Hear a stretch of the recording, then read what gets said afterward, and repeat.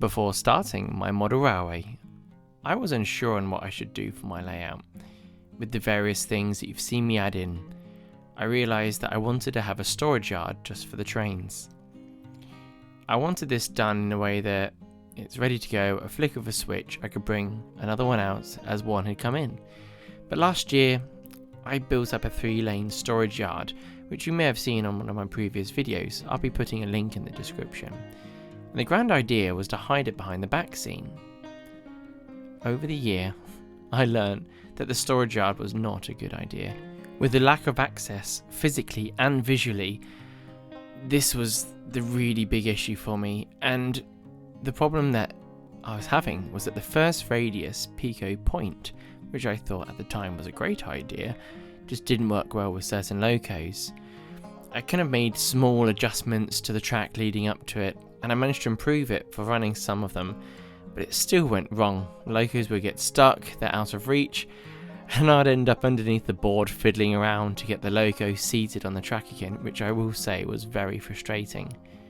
Today, we will fix this and run a single line through the back end of all of the back scene, so we're not going to see it, and it's going to represent my branch line route. Also, we will make some progress on the rest of the layout and discover some products which I've not used before, so hopefully you enjoy that.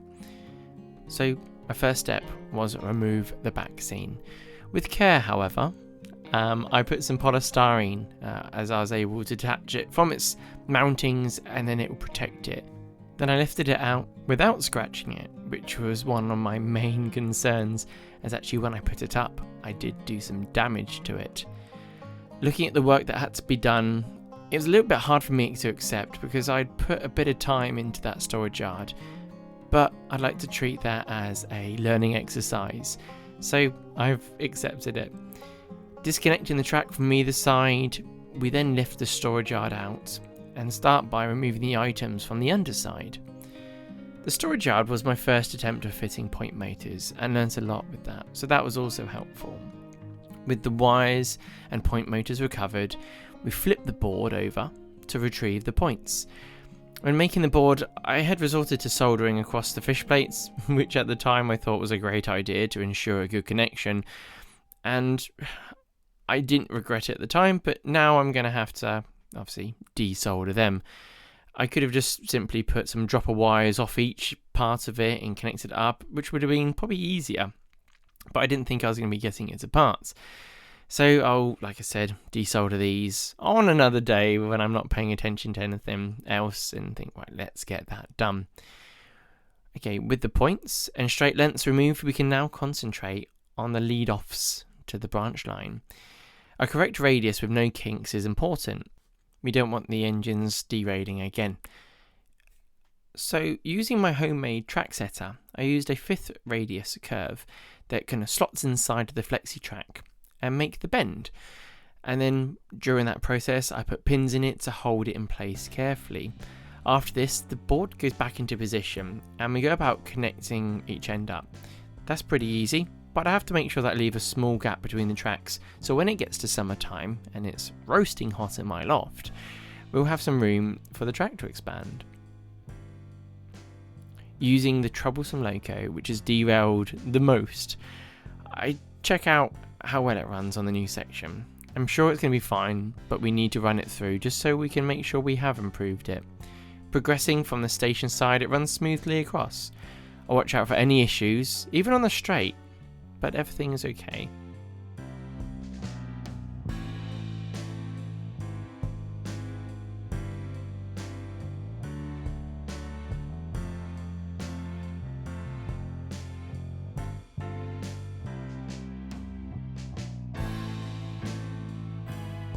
And as it leads itself around the back bend into what it will be the tunnel entrance, it works well. Now, with the back scene refitted, we can look at improving the layout from here. This has been one of the many reasons why I haven't made any videos on this area, due to me not knowing what to do. We just have to have time to think about these things, don't we? I recently spoke to Tony from Tony's Trains of Rugby. When getting some items for my layout, he was talking to me about a model show. which is the Statfold Model Railway Show.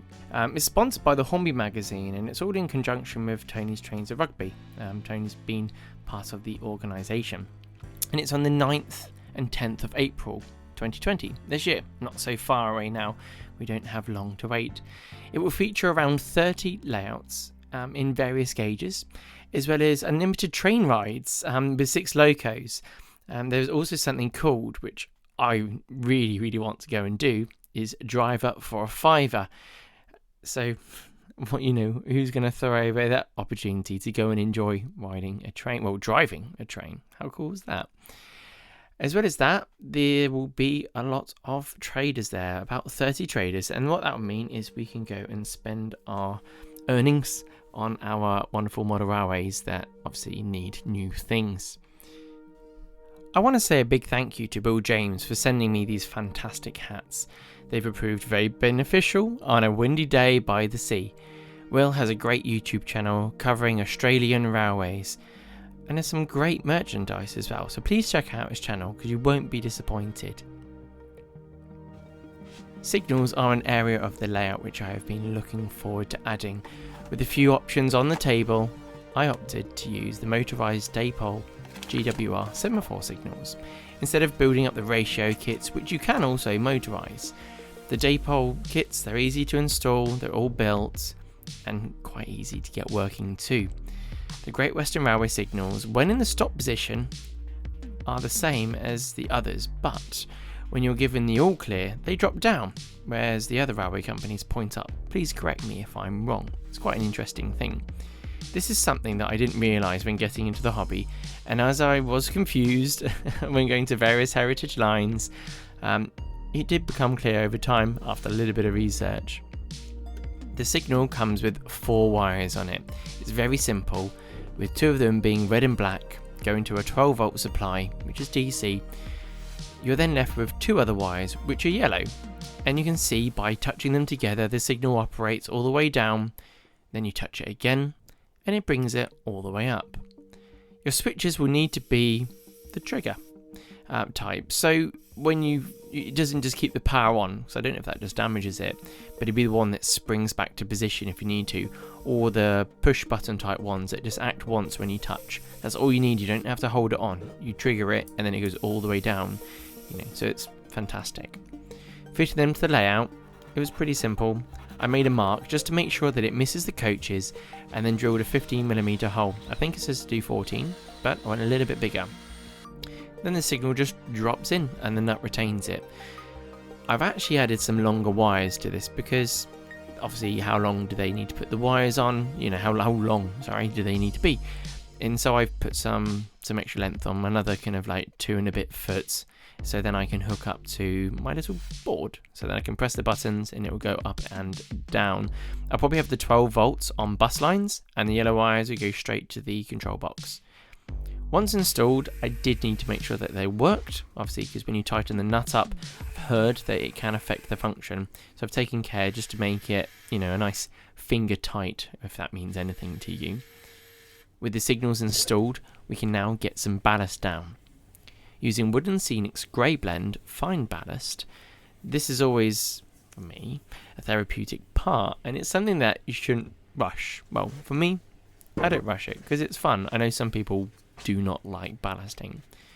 With the ballast being so fine, you need to be a little bit more careful. You could use the normal, like the non-fine stuff though. Is it medium? I'm not sure. Anyway, that's a bit more chunky. I think this stuff looks nicer, the fine stuff, so we've got that going on.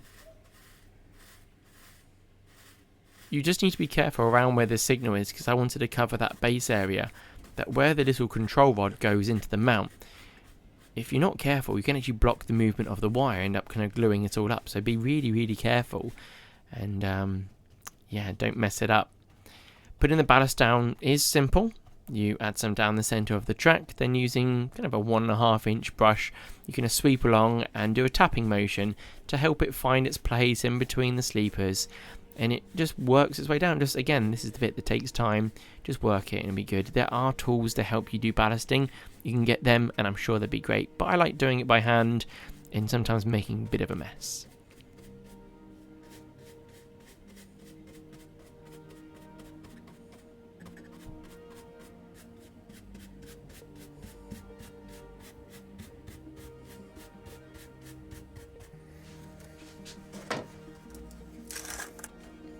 Once we're happy that the ballast is in the correct place, I use a mixed split 50-50 of water and isopropanol alcohol, which is gently sprayed onto the ballast. If you do it fast, you come down at a rate, you will be moving your ballast around and your hard work will be not so good. So if you do that, just let it just dry, before you put any PVA glue on there. Put it back to position and then you use your PVA glue. After that, I use down a watered down PVA glue. I kind of make it pretty dilute, kind of like very semi-skimmed milk, if not more watery. It will take a bit longer to dry it this way, but it kind of wicks in really, really nicely. It won't leave puddles of glue on top or anything like that, because the isopropyl alcohol mixed with the water helps it go in nicely. But it's important for me when I do that.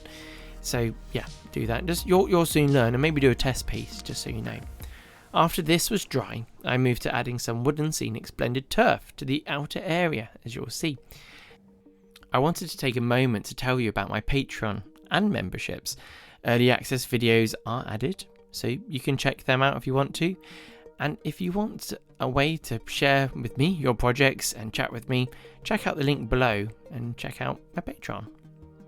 Using PVA glue, I drip it along the surface. I actually took the lid off because it was blocked up and I couldn't free it off. But once that's on, I get a brush and I kind of paste it around, kind of work all the area. This is probably a little bit too thick, but fine, it'll be alright. I need to get some of the cheaper PVA glue for these processes because you don't use expensive stuff for this stage. Anyway, a sprinkle on the grass, and the grass is Wooden Scenics blended turf. And yeah, it looks nice. It's one of my favourite colours that they do for the grass. To make sure it's stuck, I used watered down PVA glue over the top, which I thought at the time was a grand idea. But what I did learn is that it didn't dry properly overnight. And when I went to do the next step, adding the static grass using the latex glue, I'd created a problem. Now, I didn't realise at the time that, and it's quite obvious now, but latex glue reacts to water and moisture, and it dries quickly with all this, which is great if that's what you're trying to do. My loft wasn't very warm when doing this, and it hadn't dried overnight, so I'm putting all of these glue spots on thinking they're going to go clear, and using some Green Scenes spring colour, which is in their medium length, which I think is about 4mm. I sprinkle it over, and yeah, I just thought we'll just kind of build it up in stages and everything. And I've got my summer, I thought I can put that in some other colours. I've thought at this stage this is going marvellously, and I thought great. The negative thing was also my boiler wasn't working in my house, so there was no heat from downstairs warming anything up. So basically all of this is going on to the moisture, and it's gone hard. It's gone rock solid. I thought it hadn't dried. I'd left it 2 days and I could still see white. So I'm poking it and I'm like, this is solid. Absolutely solid. So disappointed when I realised what had gone on. So I realised that I've got to do something, not sure what to do, and yeah, fine. So what I wanted to do was kind of like hoover up the excess and get rid of, the bits that are over spilling, and maybe I should paint this, I'm not sure, but you can see this is coming up. It's moist from underneath. It just hasn't dried, and so disappointing. You can imagine how I felt at the time. So I get my hoover out, and without knocking my other items off the railway, I do get close at points. Just hoover up areas and just rough up any places that don't appear to have stuck. The advantage I might have from all this is that I'm going to have some natural undulations with bits that I've dug out, and if I'm going to then paint over the top, certain bits are flattened down, certain bits stay spiky. So this could be not a part of the process of how I do it in the future, but it's certainly going to maybe improve how this looks. So this is just some of the acrylic paint I get from Hobbycraft, and I'm just going to kind of daub it in all the different places really, and let that dry, and then we can have a go at it. But you can see all the light bits that don't look very impressive, so I've got quite a lot to smudge over, but I'm kind of happy with this at the same time. The brown paint, again, it's going to take a bit of time to dry.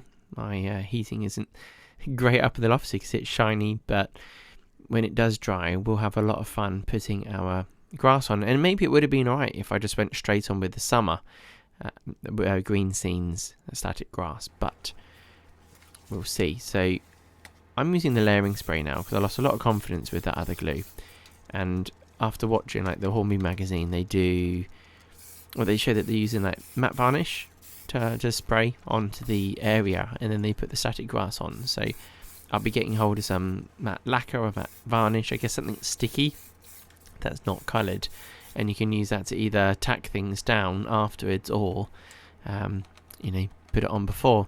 So now I've got my summer colour, and I've opted for summer just because why not. I was in a little bit of a mood at the time, and I kind of not that I don't care what I'm doing, but I'm like, fine, I'm gonna use the summer now and see what colour that comes out like, because I've seen again the Hornby magazine's Great Central layout. They use all the green scenes colours and they looked really nice. Putting this down, I was thinking that the brown's showing through quite well here. That's not good, but I kept coming back and reapplying in certain areas that felt a bit dark, and I was quite pleased with it in the end. The layering spray works really, really well, but I will get some matte varnish, and I just kept using it again, spraying on the kind of, that looks like a dark area, put a bit more grass over the top, see how it looks. Am I happy? Yes, no, okay, well, let's move on once it's good. But you can see here, it's coming out really, really nice. I am engulfing the area with this, so I feel like I'm losing kind of what I was aiming before to have, like this non-uniform look, but with a bit of scrunching up. I'll do that, and also once this is done, I'll add some other bits into it, but I'm not going to go all in on this one. My view isn't to kind of, let's get this done right now. I want to add bit by bit over the weeks and just take my time with it. But you can see how the light's picking up in certain parts of the grass once you scrunch it up slightly, and it looks interesting. I haven't just got one colour there, so that's nice. And I'm using some of the coarse turf that you get from Woodland Scenics and just dropping little bits in here and there. I'm kind of thinking this is all I would do on this one, but I think I'd like to add some trees and bushes. I'd like to have a fence alongside of this, but that'll be on probably the next video that I do on an update video. Adding these little bits represents weeds and bushes and things like that, so I've got a lot that I can do with this. I want to put a back scene up on the layout, and that will obviously complement what we're looking at. That would actually come down from time to time, but when I'm looking at it from this angle, you can kind of imagine how it's going to start looking. So you're having a look at it, I think it's nice. You can see where I've stopped over here. There's going to be trees and things stopping you seeing any further, but it looks nice. It's all spiky, it looks good. I can add, like I said, a fence, some trees, a bush, whatever. I can have a little fox or a hare or a rabbit sitting in there. So I don't know, that excites me quite a lot. You can see here I've been hiding my brickwork. I've put up a piece of wood, which is very, very helpful, which will hopefully improve basically how it all looks. One bit that I want to talk about is my signal box. This is from my narrow gauge layout. You may have seen it on an older video of mine, but I love it, and it's going to go on the station. You see them on the station, so it's going to be taller, wider, and I'm going to add some windows as well, because we could do have some more windows around the back of it, so then you can see the branch line and the up and down line. I'm going to probably build this up out of a mixture of 3D printed bits as well as a bit of modelling. Not decided yet. We'll see how that goes, but you can see it will fit in really nicely. We also need to get a nice station building on at some point, and yeah, that would be exciting for me. So I want to say a massive thank you to my patrons and channel members. You've been great. If you want to support the channel, you can click on the link below. You can either do it through the Patreon system or the channel members. It allows me to do a bit more. I release videos early, and you can also have a good chat with me about what you're up to. So that's a nice way for me to engage with you all. Anyway, thank you for watching. I hope you learned something today. I honestly mean that. I'm learning all the time. I'm making mistakes like any other human being. I'm not perfect in any way. And so I'm hoping that I might have saved you some of the trouble of making a mistake today, and I hope you enjoyed it. Anyway, you take care, look after yourselves, and I'll see you next time. Goodbye.